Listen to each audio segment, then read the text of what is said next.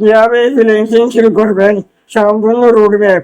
আপনি যদি ভাবেন ফ্রিল্যান্সিং শুরু করতে অনেক টাকা বা স্পেশাল ডিগ্রি লাগে, তাহলে আপনি ভুল ভাবছেন। সঠিক রোডম্যাপ জানলে যে কেউ ফ্রিল্যান্সিং শুরু করতে পারে। প্রথম ধাপ হলো একটি স্কিল সিলেকশন করা।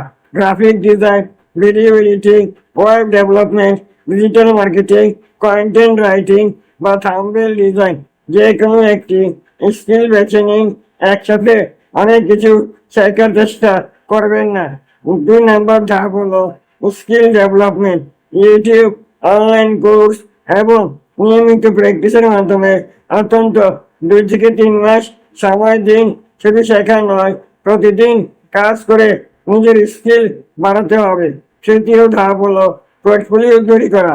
ক্লায়েন্টকে আপনার কাজ দেখাতে হবে, তাই 5 থেকে 10টি ভালো মানের স্যাম্পল প্রজেক্ট তৈরি করুন এবং বিজনেস টেবিল বা গুগল ড্রাইভে সাজিয়ে রাখুন।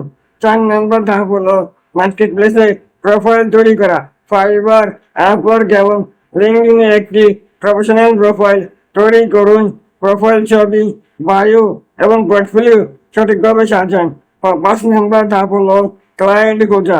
প্রতিদিন জবে অ্যাপ্লাই করুন, কাস্টম প্রপোজালস লিখুন এবং লিঙ্কডইনে নিয়মিত নেটওয়ার্কিং করুন। 6 নম্বর ধাপ হলো প্রথম কাজ পাওয়ার পর ভালো সার্ভিস দেওয়া।